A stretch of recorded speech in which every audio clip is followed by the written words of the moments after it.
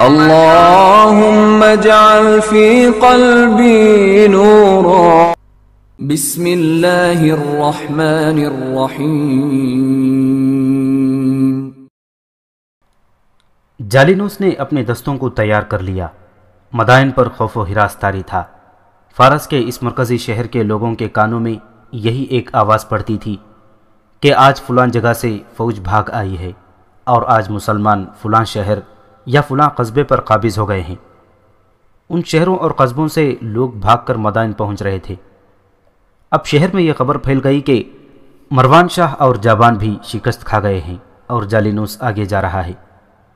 مدائن کی گلیوں میں مجذوب سا ایک آدمی اٹھ پٹانگ بولتا اکثر نظر آیا کرتا تھا۔ لوگ اسے کھانے پینے کے لیے کچھ دے دیا کرتے تھے۔ جب جالینوس کمک کے دستے تیار کر رہا تھا، یہ مجذوب شہر کے ایک دروازے سے باہر نکلا۔ وہ حسب معمول کبھی اونچی کبھی دھیمی آواز میں کچھ نہ کچھ بولتا جا رہا تھا۔ کسی نے اس کی طرف توجہ نہ دی۔ وہ شہر سے دور چلا گیا۔ آگے زمین نشیبی تھی اور درخت خاصے زیادہ تھے۔ مجذوب نشیب میں اتر گیا اور ادھر ادھر دیکھنے لگا۔ آجا آجا، اسے آواز سنائی دی، جلدی آ۔ یہ ایک آدمی کی آواز تھی جو ایک گھوڑے کی لگام پکڑے ایک گھنے جھنڈ میں کھڑا تھا۔ اسے دیکھتے ہی مجذوب دوڑتا ہوا اس تک پہنچا۔ سوار ہو جاؤ اور نظر نہ آؤ، گھوڑے والے نے کہا۔ ابو عبید نمارق میں ہوگا، اسے یہاں کی پوری اطلاع دو، تم نے سب کچھ اپنی آنکھوں سے دیکھ لیا ہے۔ کچھ اور بتانے کی ضرورت نہیں، مجذوب نے کہا۔ مجھے جالینوس کی کمک سے بہت پہلے ابو عبید تک پہنچنا ہے۔ اللہ حافظ۔ اور مجذوب نے گھوڑے کو ایڑ لگا دی۔ وہ کوئی مجذوب نہیں بلکہ ایک ذہین اور دماغی لحاظ سے چاق و چوبند رہنے والا عربی مسلمان اشار بن اسامہ تھا۔ خالد بن ولید رضی اللہ تعالیٰ عنہ نے جہاں فن حرب و ضرب اور جنگی قیادت میں ایسا مقام پیدا کیا تھا کہ دشمنوں نے بھی انہیں خراج تحسین پیش کیا، وہاں جاسوسی کا ایک ایسا نظام قائم کیا گیا تھا کہ دشمن کی نقل و حرکت کا انہیں خاصا قابل از وقت علم ہو جاتا تھا۔ انہوں نے خصوصی طور پر عقل مند اور جانباز قسم کے جاسوس دشمن کے شہروں میں بھیج دیے تھے۔ اشر بن اسامہ انہی جاسوسوں میں سے تھا جو مجذوب اور پاگل بن کر مدائن میں کبھی داخل ہوا تھا۔ شہر والے ہر روز اسے کہیں نہ کہیں بیٹھا کھڑا یا چلتا پھرتا یا کچھ نہ کچھ بولتا دیکھتے تھے، لیکن یہ کبھی نہیں دیکھا تھا کہ رات کو وہ کہاں غائب ہو جاتا ہے۔ وہ راتیں ایک عراقی عیسائی کے گھر میں گزارتا تھا۔ یہ عیسائی دراصل عرب تھا اور مدائن میں جا کر آباد ہو گیا تھا۔ اس کی ہمدردیاں عربوں کے ساتھ تھیں۔ اس کے علاوہ مسلمان جاسوسوں کو اپنی پناہ میں رکھنے اور انہیں معلومات فراہم کرنے کا اسے معاوضہ ملتا تھا۔ جالینوس ابھی اپنے دستوں کے ساتھ مدائن سے نہیں نکلا تھا کہ اشر بن اسامہ سپہ سالار ابو عبید کے پاس پہنچ گیا۔ ابو عبید پاگلوں جیسے حال حلیے کے اس آدمی کو دیکھ کر حیران ہوا کہ اتنی اچھی نسل کا اور اتنا تندرست و توانا گھوڑا کہاں سے لایا ہے۔ میرا نام اشر بن اسامہ ہے، اس نے اپنا تعارف کراتے ہوئے کہا۔ مدائن سے آ رہا ہوں، جاسوسی کے لیے کچھ عرصہ وہیں رہا۔ خدا کی قسم، ابو عبید نے کہا، میں مان نہیں سکتا تم جیسا آدمی جاسوس ہو سکتا ہے۔ کیا کسی سالار کو جانتے ہو؟ اگر مثنی بن حارثہ یہاں موجود ہیں تو وہ مجھے پہچان لیں گے، اشر نے کہا۔ مثنی بن حارثہ ابو عبید کے ماتحت سالار تھے۔ انہیں بلایا گیا۔ انہوں نے اشر کو پہچان لیا اور ابو عبید کو بتایا کہ یہ اپنا ہی آدمی ہے۔ اب میری بات سنیں، اشر نے کہا۔ آپ کو شاید معلوم ہوگا کہ دجلہ اور فرات کے درمیانی علاقے میں کسکر ایک مقام ہے جسے سقاتیہ بھی کہتے ہیں۔ فارس کی فوج کے بہت سے دستے وہاں قیام کیے ہوئے ہیں۔ آپ نے جن دستوں کو شکست دی ہے ان کے بھاگے ہوئے آدمی سقاتیہ چلے گئے ہیں۔ وہاں کے جرنیل کا نام نرسی ہے۔ رستم اس کے لیے کمک بھیج رہا ہے۔ میرے حساب کے مطابق نرسی تک یہ کمک 4 روز بعد پہنچے گی۔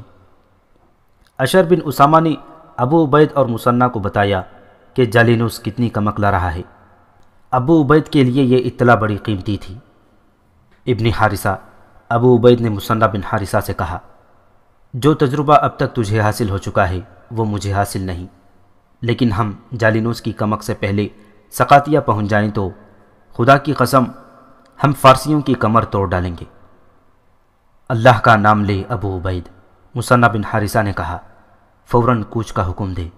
تو نے امیر المؤمنین کی ہدایت پر عمل کیا ہے کہ کوئی قدم اٹھانے سے پہلے اپنے ساتھی سالاروں سے مشورہ کر لیا کرنا۔ تو نے ٹھیک سوچا ہے۔ ہم اگر فارسی جرنیل نرسی تک جالینوس سے پہلے پہنچ گئے تو اسے الگ اور جالینوس کو الگ شکست دے سکیں گے، اور اگر یہ اکٹھے ہو گئے تو ہمارے لیے مشکل پیدا ہو جائے گی۔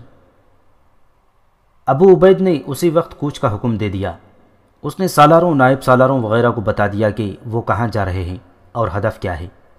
غزوہ بدر سے یہ روایت چلی تھی کہ مسلمان تعداد میں کم تھے، دشمن نفری کے لحاظ سے 3 گنا طاقتور تھا، اس کے پاس گھوڑے زیادہ اور ہتھیار بہتر قسم کے تھے۔ رسول اللہ صلی اللہ علیہ وسلم کی قیادت میں مجاہدین اسلام نے تعداد کی کمی اور ہتھیاروں کی کمتری کو جذبے اور جنگی فہم و فراست سے پورا کیا تھا۔ اس کے بعد یہی روایت چل پڑی تھی کہ مسلمان ہر دور اور ہر میدان میں کم تعداد میں لڑے اور فتح یاب ہوئے۔ رسول اکرم صلی اللہ علیہ وسلم نے مجاہدین میں دوسری خوبی یہ پیدا کی تھی کہ کوچ اور پیش قدمی اس قدر تیز ہوتی تھی کہ دشمن حیران رہ جاتا اور بوکھلا اٹھتا تھا۔ ایک وصف جو خالد بن ولید رضی اللہ تعالیٰ عنہ اور ان کے پائے کے سالاروں نے اپنے مجاہدین میں پیدا کیا تھا، وہ یہ تھا کہ نظم و نسق برقرار رکھیں اور حکم کے بغیر کوئی حرکت نہ کریں۔ یہ تھی امیر کی اطاعت، جسے مسلمان مذہبی فریضہ سمجھتے ہیں اور اس کی پابندی کرتے تھے، لیکن یہ خوبی اس وقت کے ہر امیر اور ہر سالار میں تھی کہ وہ ذاتی معاملات اور پسند و ناپسند اور تعصبات سے پاک ہوتے تھے۔ دریائے دجلہ اور فرات کے درمیان ایک وسیع میدان میں فارس کا جرنیل نرسی اپنی فوج کے ساتھ قائم مزن تھا۔ کسی بھی مورخ نے اس کے دستوں کی صحیح نفری نہیں لکھی۔ یہ لکھا ہے کہ اس کی فوج مسلمانوں سے تقریباً 2.5 گنا زیادہ تھی، اور وہ اس وقت کے جدید ہتھیاروں سے مسلح تھے، اور اس میں سواریوں کی تعداد زیادہ تھی۔ ہر سوار کے پاس ایک برچی اور ایک تلوار تھی۔ علامہ شبلی نعمانی نے اپنی کتاب الفاروق میں 2 مورخوں بلازری اور ابو حنیفہ کے حوالے سے لکھا ہے، فارسی جرنیل نرسی کے ساتھ بہت بڑا لشکر تھا، اور اس کے ساتھ کسریٰ کے 2 مشہور جرنیل بندویا اور تیرویا میمنہ اور میسرہ میں تھے۔ یہ دونوں فارس کے مشہور اور جارح جرنیل تھے۔ ہر لڑائی میں بندویا فوج کے دائیں پہلو پر اور تیرویا بائیں پہلو پر رہتا تھا، اور یہ اپنے دشمن کو گھیرے میں لے کر ختم کر دیتے تھے۔ انہوں نے روم جیسی طاقتور فوج کو بھی بہت بری شکستیں دی تھیں۔ نرسی ان دونوں جرنیلوں کے ساتھ مدائن سے آنے والی کمک کا انتظار اتنی بےتابی سے کر رہا تھا کہ ہر صبح ایک سوار کو مدائن کے راستے پر آگے بھیج دیتا کہ کمک دور سے آتی نظر آئے تو آ کر اطلاع کر دے۔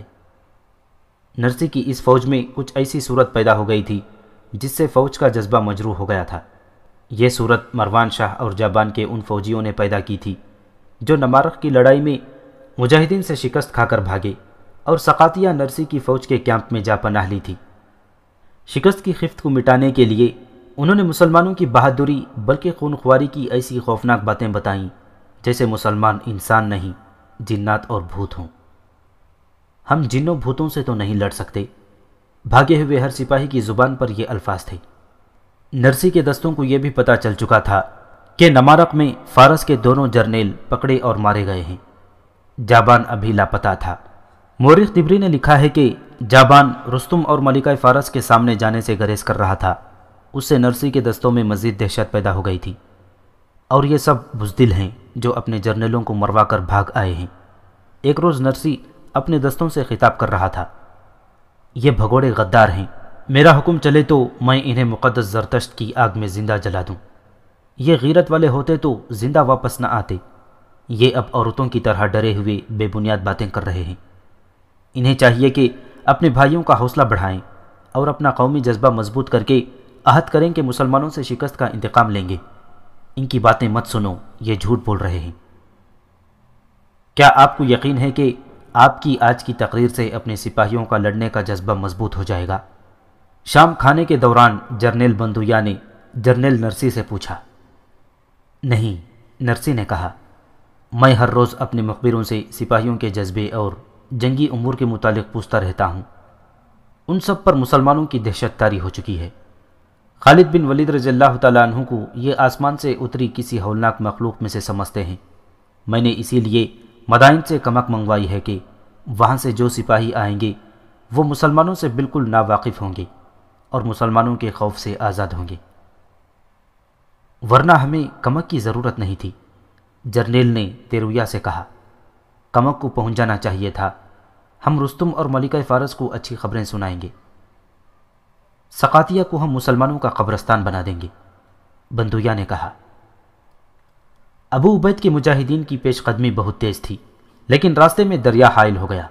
ابو عبید نے اس خیال سے لشکر کو روک لیا کہ دن کی روشنی میں دریا عبور کرنا خطرناک ہو سکتا تھا۔ دریا عبور کرنے کے دوران دشمن آ جائے تو وہ تیروں اور پھینکنے والی برچیوں سے سب کو دریا میں ختم کر سکتا ہے۔ رات کے اندھیرے میں دریا عبور کرنا تھا، وہاں کشتیاں نہیں تھیں جن کا پل بنایا جاتا۔ اتفاق سے ایک مقامی آدمی ادھر سے گزرا، اس نے بتایا کہ تقریباً 2 میل آگے کشتیوں کا ایک پل ہے جو فارس کی فوج نے بنایا ہے، اور اس کے دونوں طرف دن رات 2 فوجی پہرے پر کھڑے رہتے ہیں۔ رات کو 4 جانباز مجاہدین کو آگے بھیجا گیا۔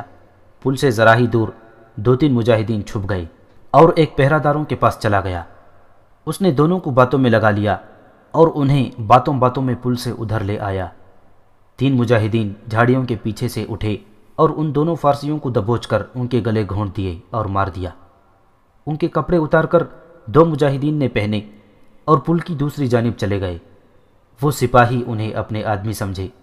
قریب جا کر مجاہدین نے ان دونوں کو خنجروں سے قتل کر دیا۔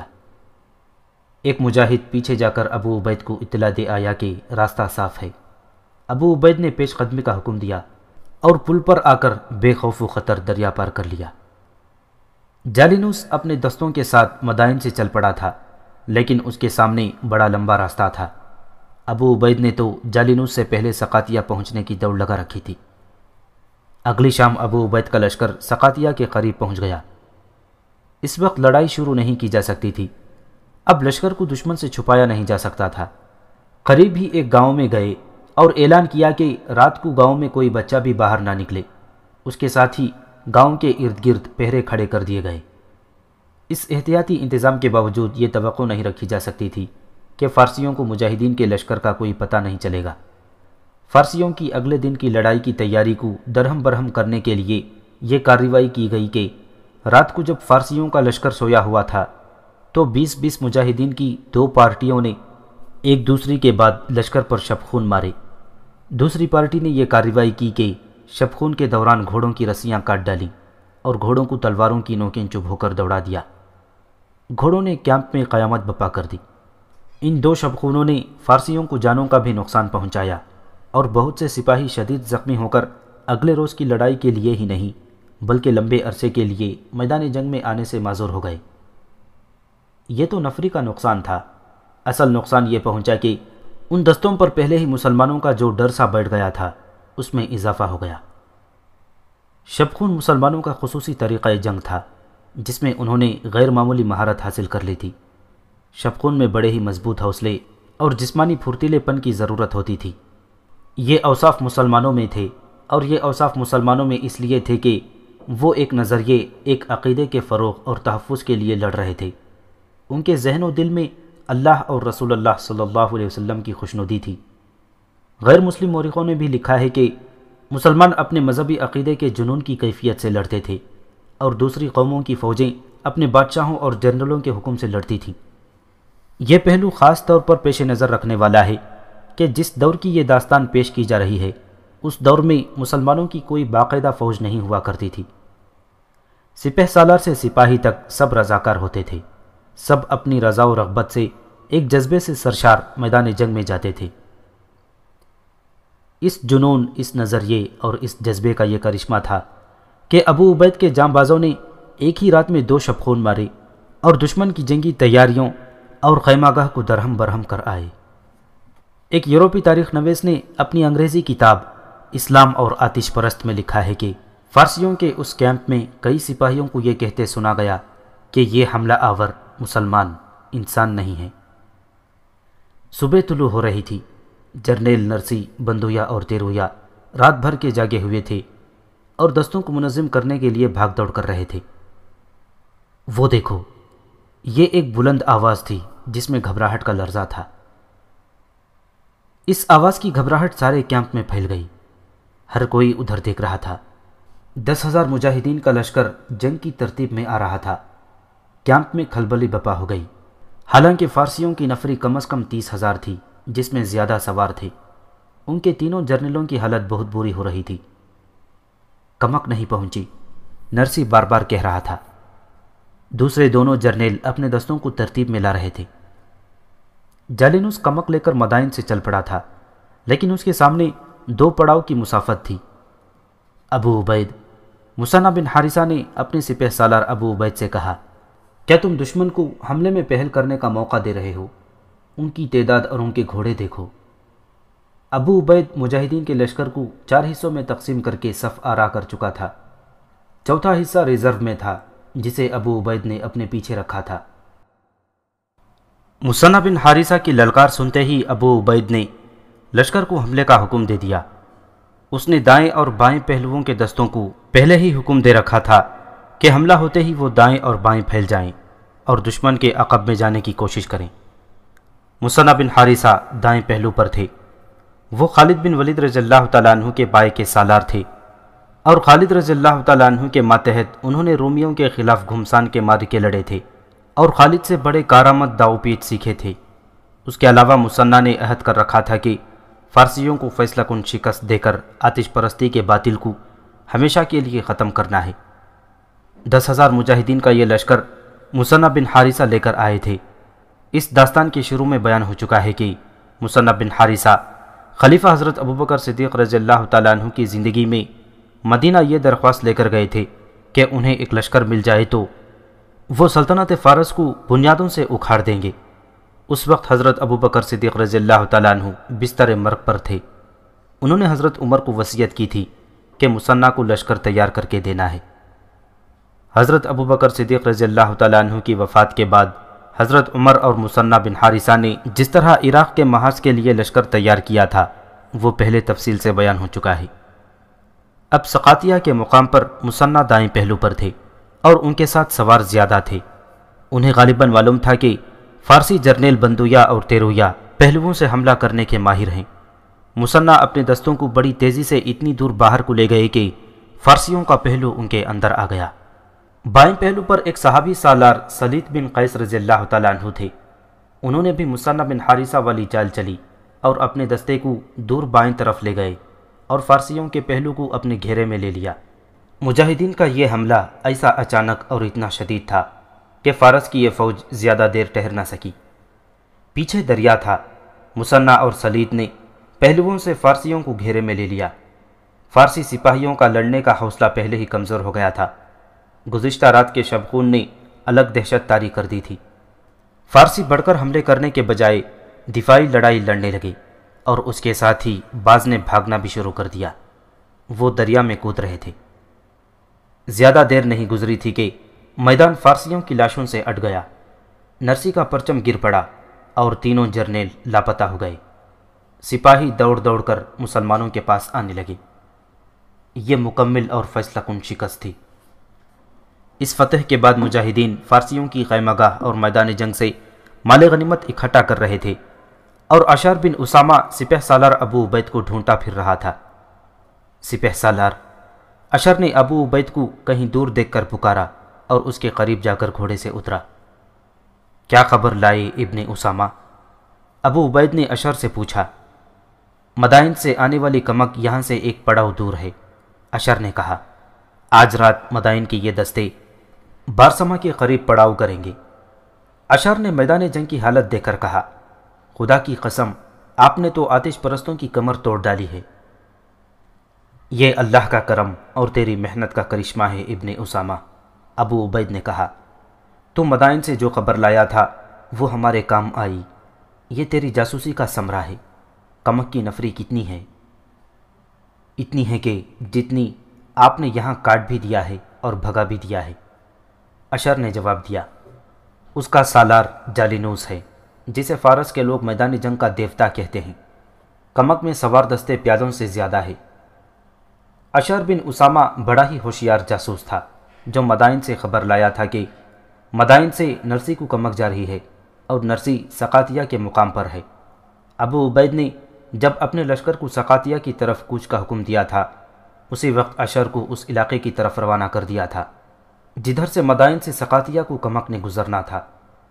اشر کے ذمے یہ کام تھا کہ کمک کے متعلق جو اہم اطلاع ہو وہ سقاتیہ پہنچائے۔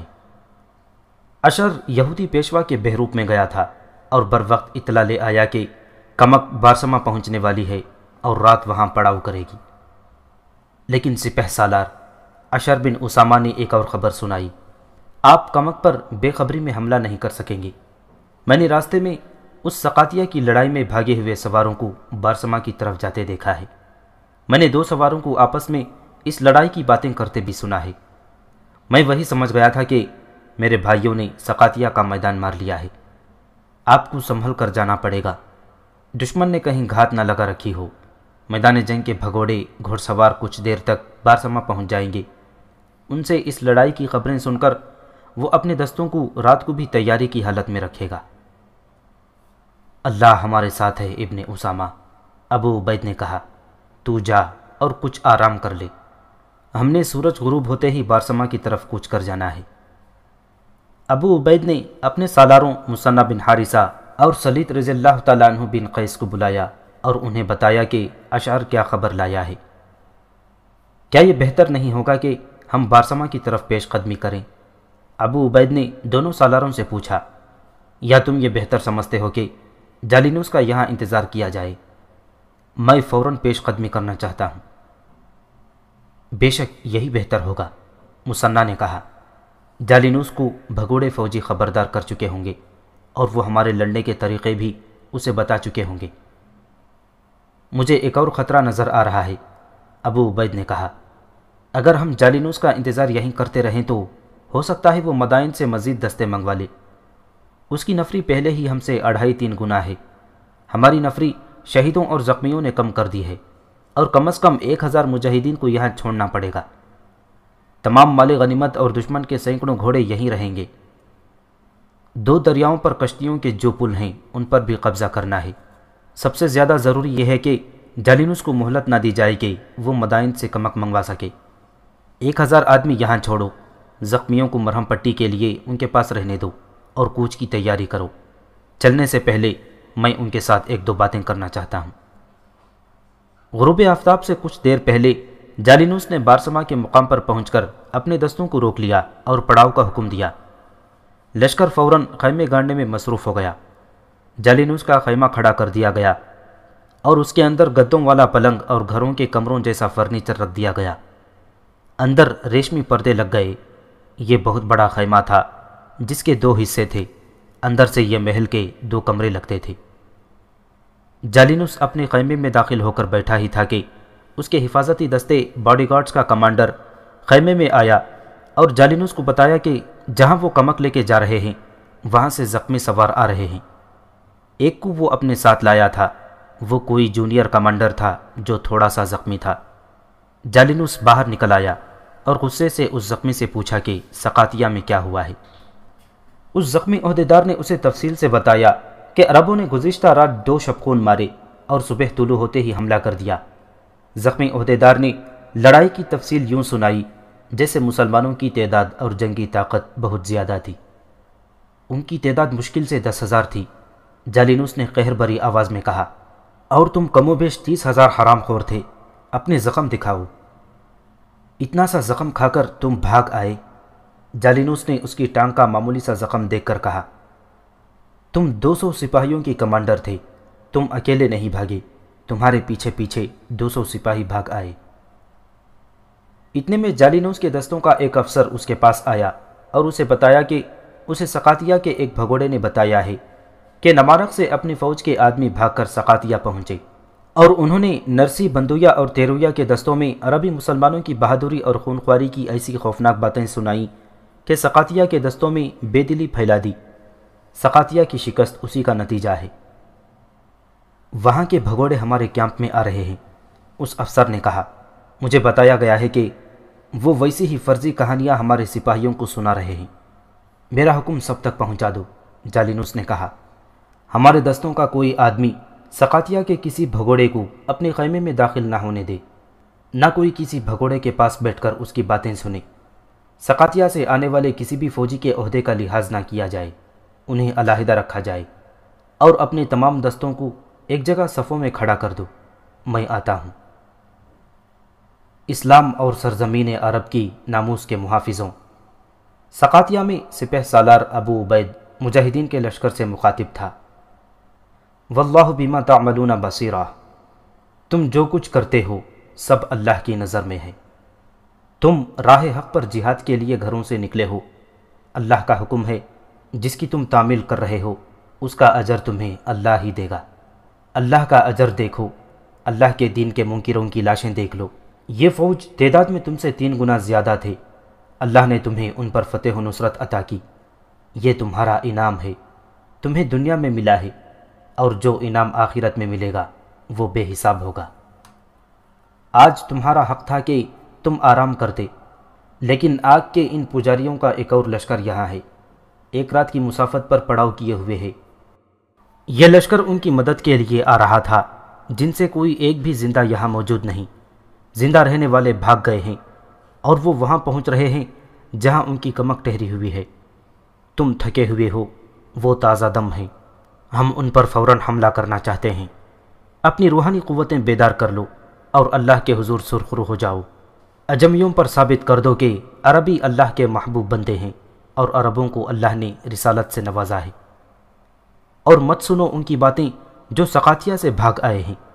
جالینوس اپنے دستوں سے مخاطب تھا، عرب کے ان بدوؤں سے مت ڈرو، یہ بھگوڑے تمہیں یہ تاثر دے رہے ہیں کہ یہ تو بہت بہادر ہیں، لیکن مسلمانوں کے ہاتھ میں کوئی جادو ہے جو ان کی مخالف فوج کی طاقت سلب کر لیتا ہے۔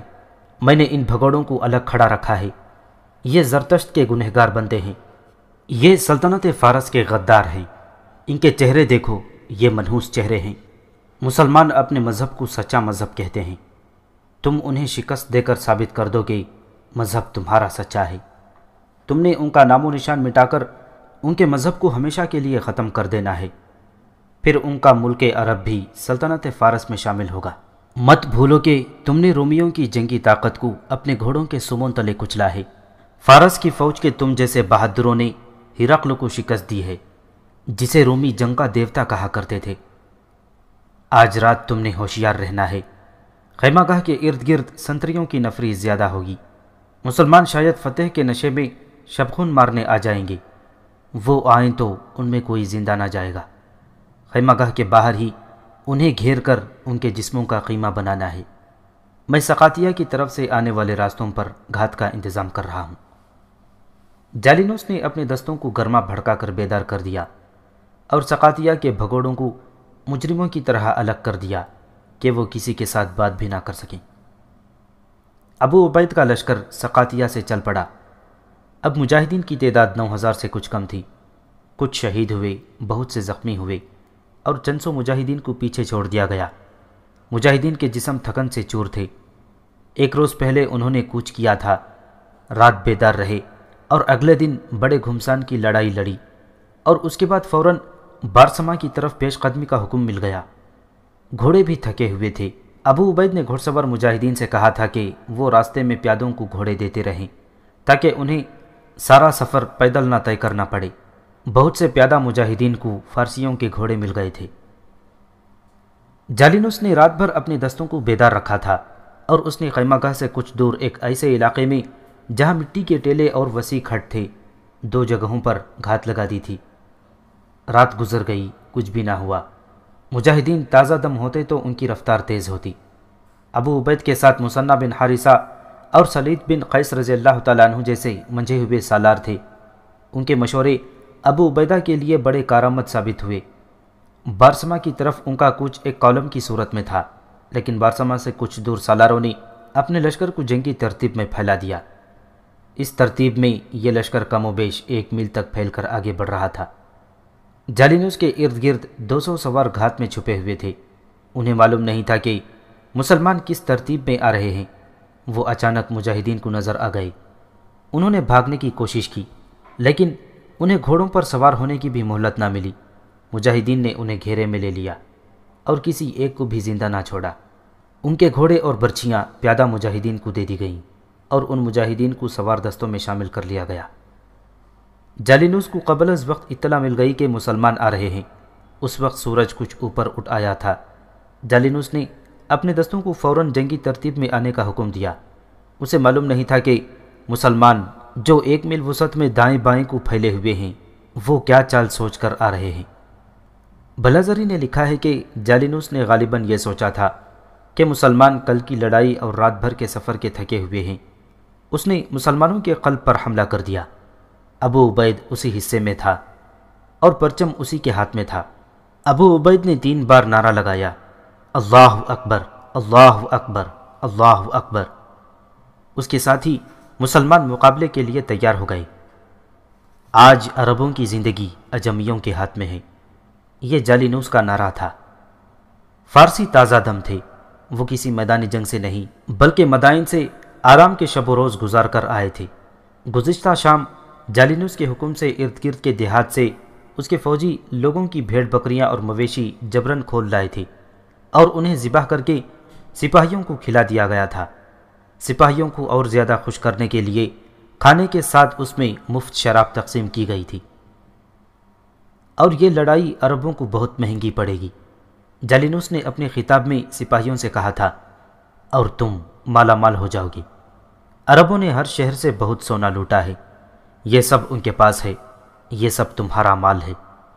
اس میں سے شاہی محل کا حصہ نہیں نکالا جائے گا، جو جتنا مال اکٹھا کرے گا وہ اسی کا ہوگا۔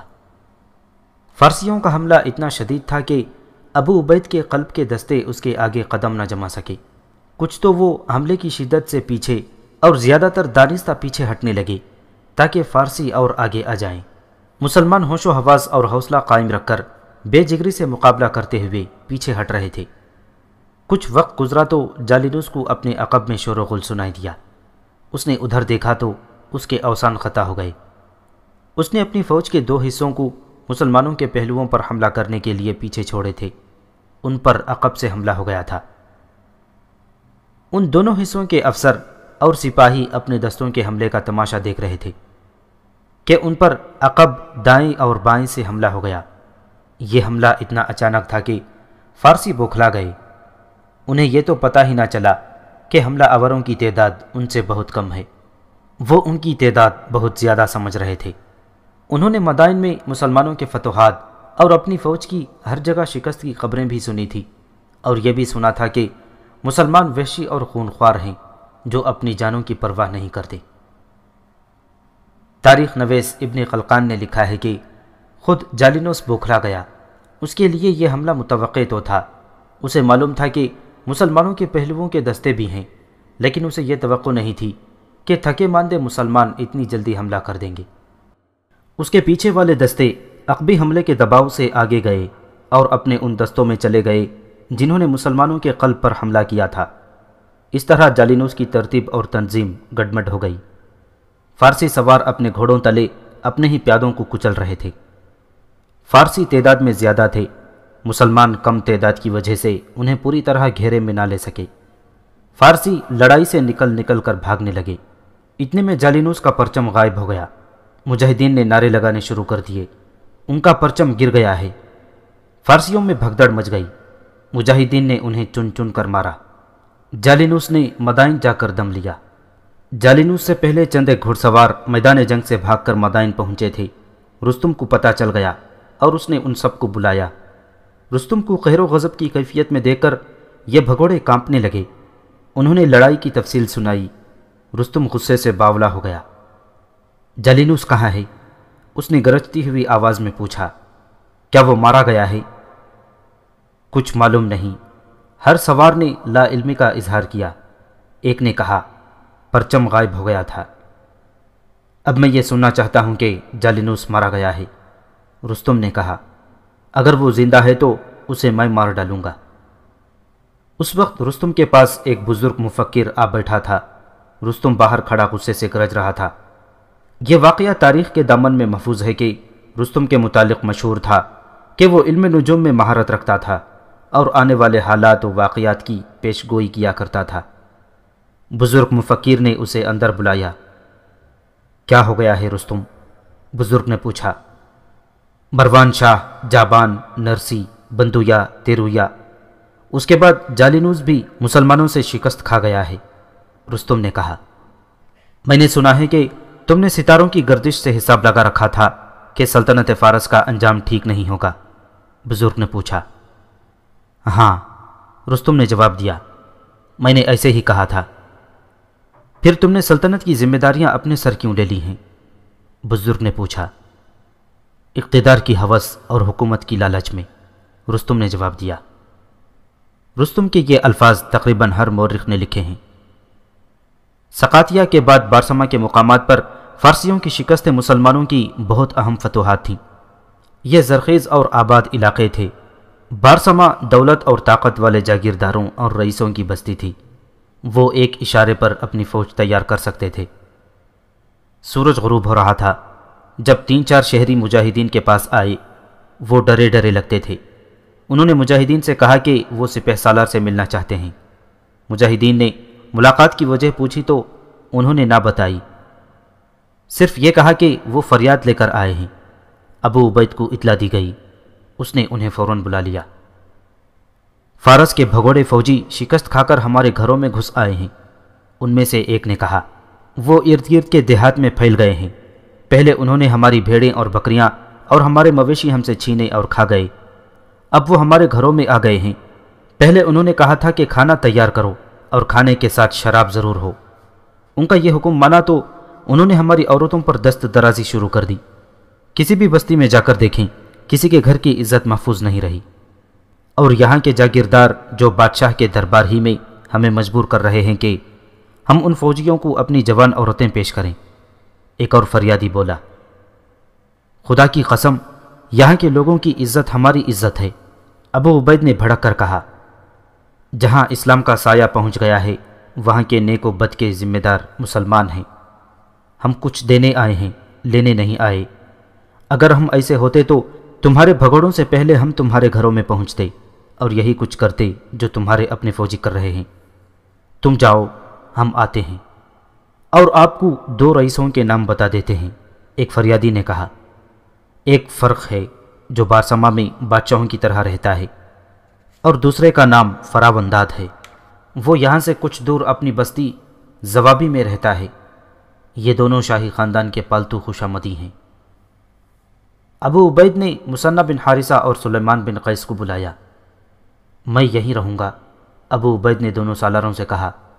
مال غنیمت کی تقسیم اور دوسرے کام میں خود کر لوں گا۔ تم دونوں اپنے ساتھ جتنی نفری لے جانا چاہتے ہو لے لو، اور دور دور تک کی بستیوں کو فارسی بھگوڑوں سے صاف کر دو۔ ابو عبید نے انہیں بتایا کہ اس علاقے کے ان آدمیوں نے کیا فریاد کی ہے۔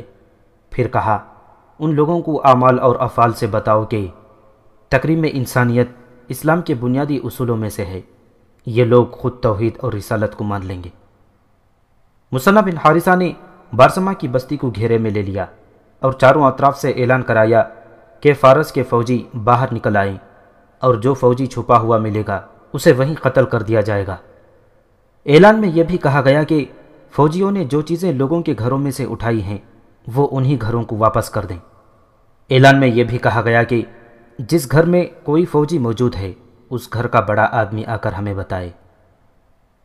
اعلان ہوتے ہی چند ایک فوجی افسر باہر آ گئے۔ ان کے پیچھے پیچھے ایک ادھیڑ عمر آدمی دوڑا آیا اور ایک فوجی کی پیٹھ پر ہاتھ رکھا۔ اس شخص نے میری کنواری بیٹی کی عزت لوٹ لی۔ اس آدمی نے مثنہ کے آگے فریاد کی، اور یہ ہمیں قتل کی دھمکیاں دیتا رہا ہے۔ مثنہ کے حکم سے اس فوجی کو الگ کھڑا کر دیا گیا۔ کچھ دیر بعد 2-4 اور فوجی باہر آ گئے۔ ان میں سے بھی ایک نے ایک عورت کی آبرو ریزی کی تھی، اسے بھی الگ کھڑا کر دیا گیا۔ اس کے بعد بارسما کا جاگیردار فرق باہر آیا اور مثنہ بن حارثہ سے ملا اور اپنا تعارف کرایا۔